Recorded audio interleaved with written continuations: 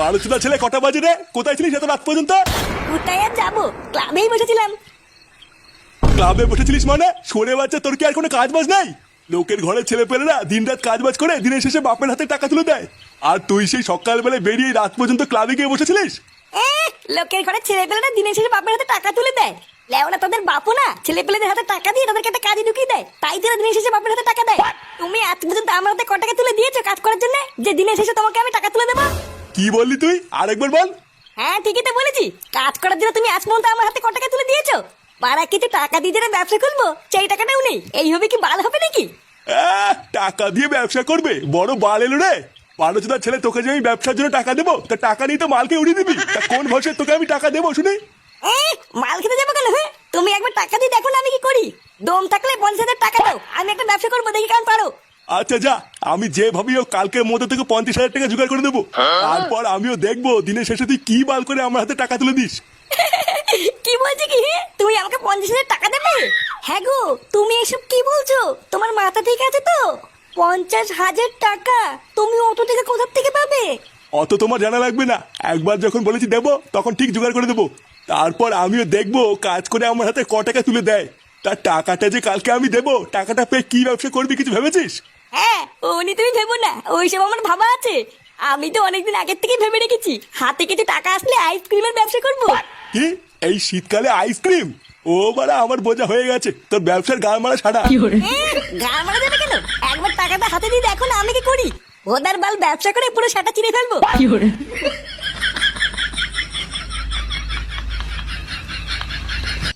এইসব কি বলছিস রে ফুটো?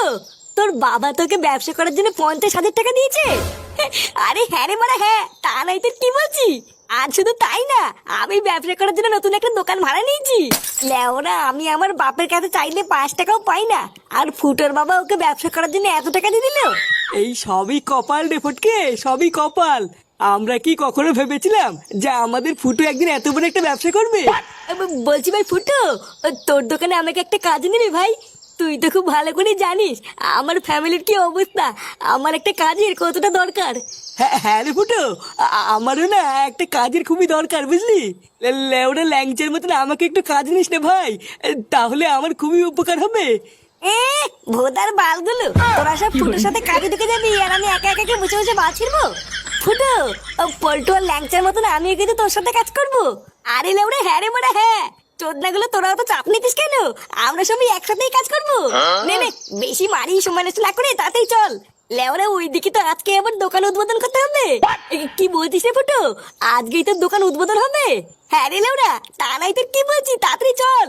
দোকান উদ্বোধনের পরে তোদের জন্য মালও এনেছি, আর সাথে প্রচুর বাজিও এনেছি, মাল খাবার বাজি ফাটাবো।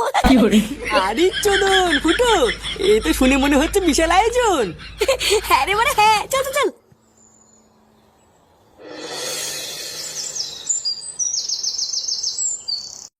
ওম সর্বভূতে ধনন্তরী কাপালিনী সর্বধারী হিং ক্রিং স্বাহা চণ্ডালু চণ্ডাল কালিকায় ব্যবসায় গর্মারায় ছট। ওম শান্তি শান্তি হে।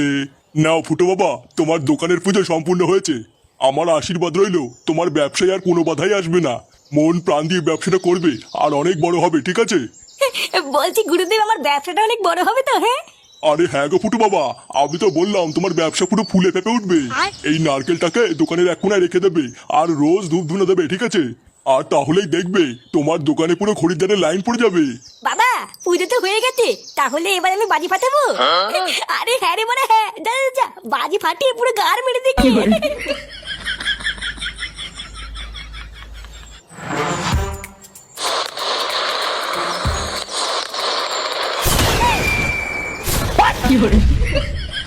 खत्म।